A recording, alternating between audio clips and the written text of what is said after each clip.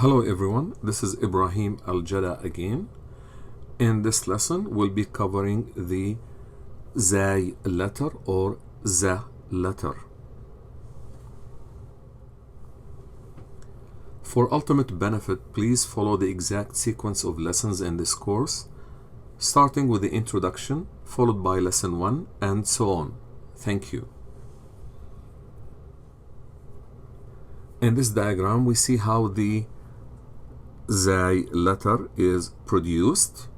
It is produced in this zone where the tip of the tongue touches the edge of the upper two front teeth. Again, it is produced by the tip of the tongue touching the edge of the upper two front teeth. Try it. Za, Zay, Zu, Z. Here we see one way the full name of the letter is written in English, Zay. Here we see how the full name of the Zay letter is written in Arabic, Zay. I highly recommend memorizing the full names of the Arabic alphabet letters. But for simplicity, you could remember it as Za or Zu or Z. Here we see how the letter is written and how it looks like when it is alone. If it is written at the beginning of a word, it appears as if it is alone. If it is written in the middle of a word, it can be connected to a letter before or can appear on its own. If it is at the end of a word, it can appear alone or connected to a letter before. Let's practice. So how is the letter Zay written in Arabic? From the previous lesson, I showed you how to write the letter Ra or Ra. The letter Zay or Za looks very much the same except for a dot on top of the Ra letter. It becomes Zay or Za. So part of the letter is above the line, the rest is below the horizontal line, with a dot on top. Again, Za. For simplicity, you could write it Za. This is different from the Dal letter. The Dal is above the line and on the line. Za is mostly below the line. If it is connected to a letter before, you could write it like this. Here it is connected to a letter before. For simplicity, you could write it like this, connected to a letter before. Zay or Za. Pause the video, practice on your own, and come back. In the next session, we'll be covering the short vowels, Fatha, Dhamma, Kasra, and Sukoon.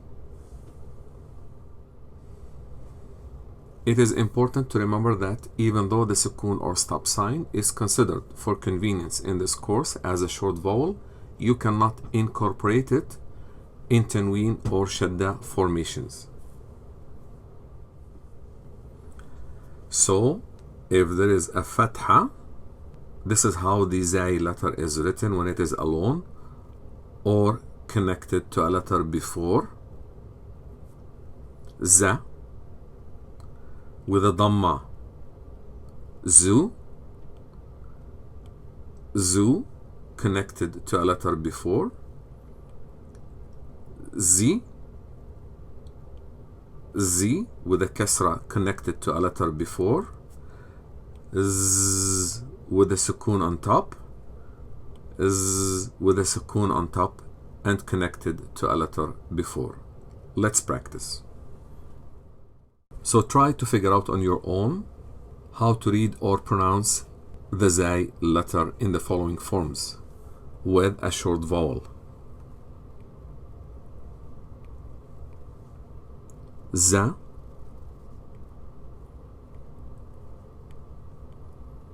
zu, connected to a letter before,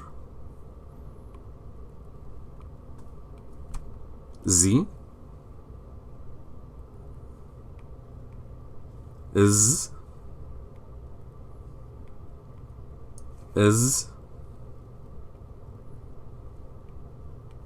za,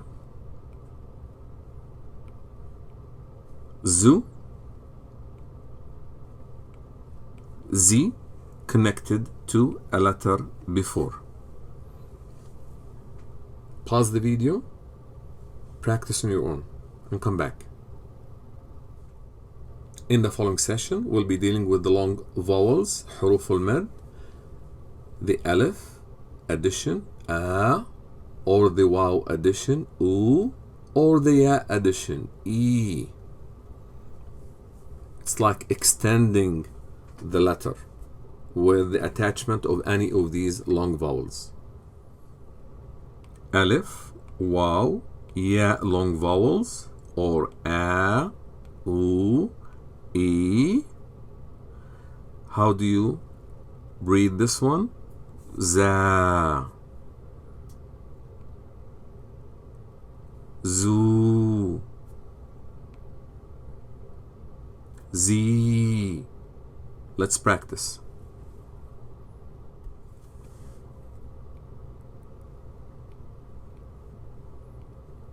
Za,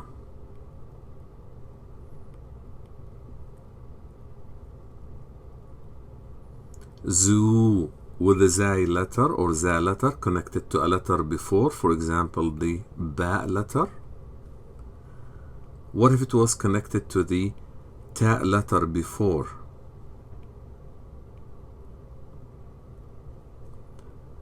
Ta, zi, tazi.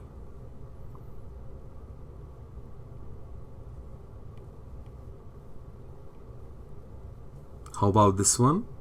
Zu.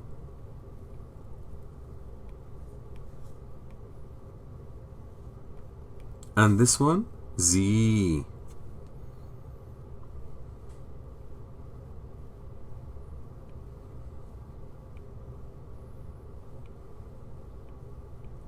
Baza.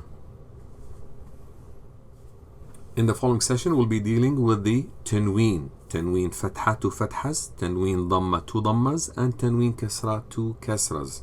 Remember, you cannot add a sukun to a tanween. Tanween can only happen at the end of a word. If you are using tanween fatha, you have to add at the end the silent long vowel alif. Let's go there. Two fathas, two dhammas, two kasras. How do you read this one? Zan. What if the zai letter is connected to a letter before? Zan. What about tanween dhamma? Zun. Zun. Zin. Zin with a tanween kasra. Let's practice.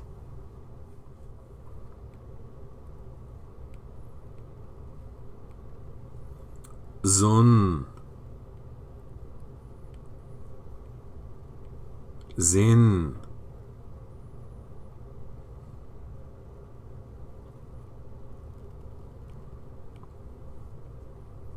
zan,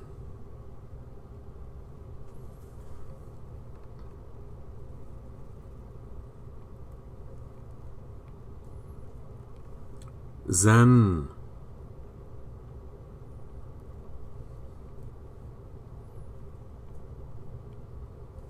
bazun,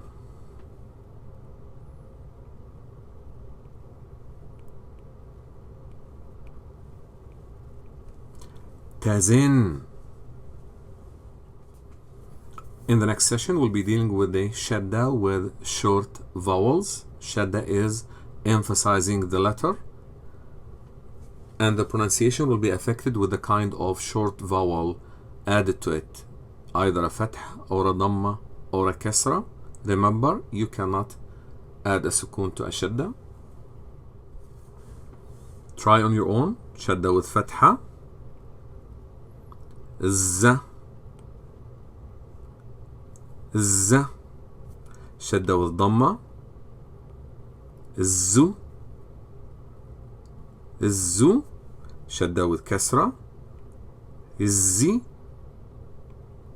Izzi. Let's practice.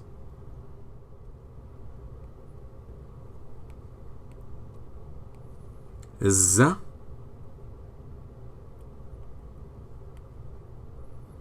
Connected to a letter before. Izzu.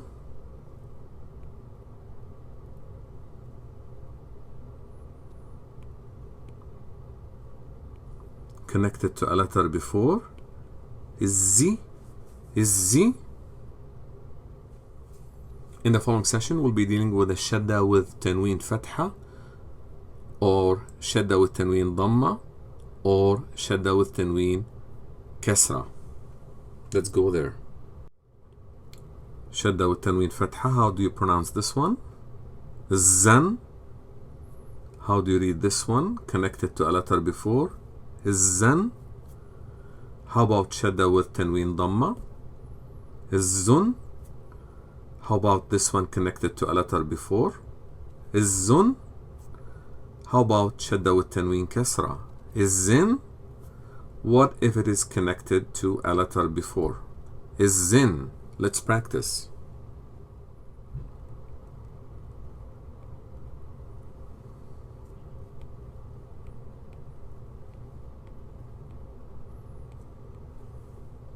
The zay letter is connected to a ta letter before. Tazzan. Tazzan. Shadda with tanween fatha.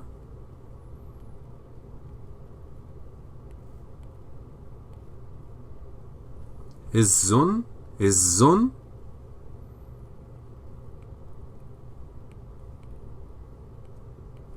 Izzin. Izzin. It is quiz time. These are real Arabic words.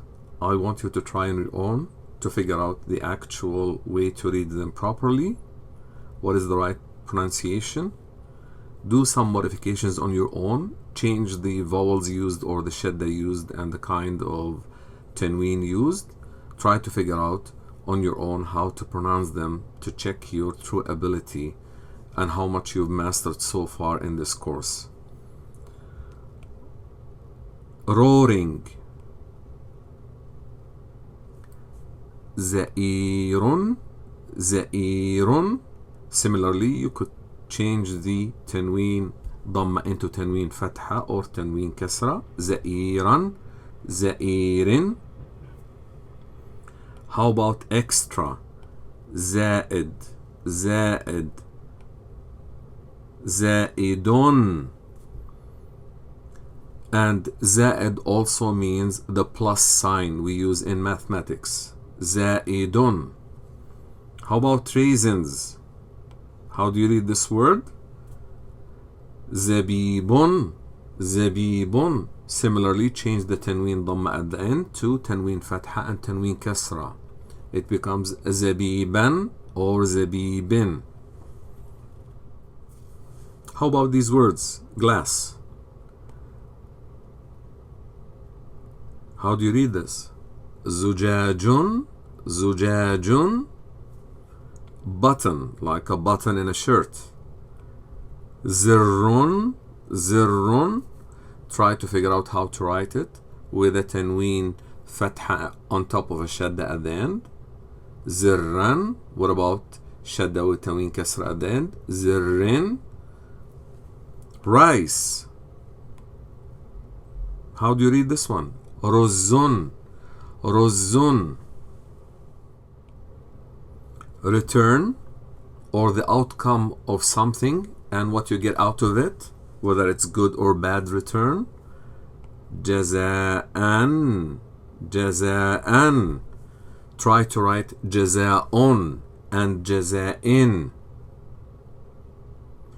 And please remember, in these cases, because we have a hamza, which is a form of alif at the end, you do not need to add the silent long vowel alif at the end.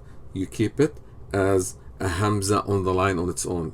When you have a hamza at the end like this, you do not add the silent long vowel alif. Butcher. How do you read this word? Jazzarin. Jazzarin. Similarly, try to write Jazzarun. Jazzaran. In this case, if you add a tanween fatha for the ra at the end, you need to add the silent long vowel alif.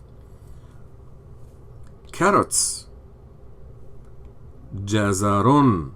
Jazarun. Similarly, challenge yourself and try Jazarin. Jazaran. I want you to try and challenge yourself.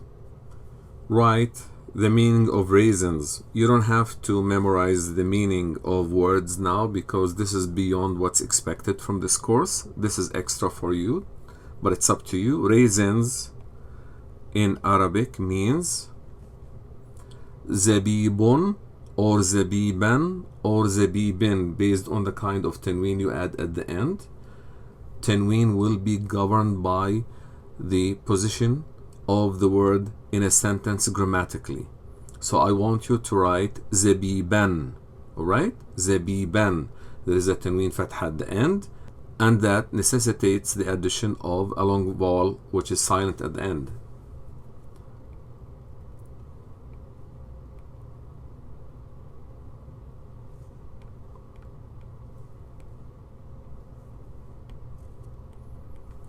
Zabiban.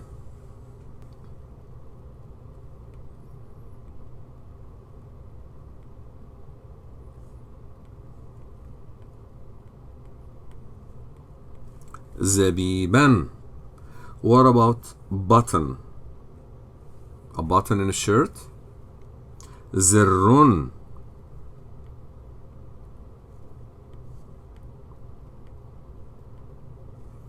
Try zirran and zirrin on your own. Pause the video. Glass. Zujajun.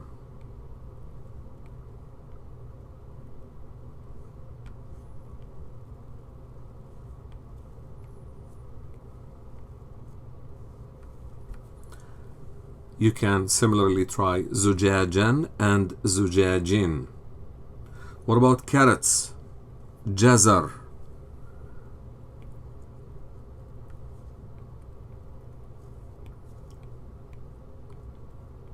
Jazarun.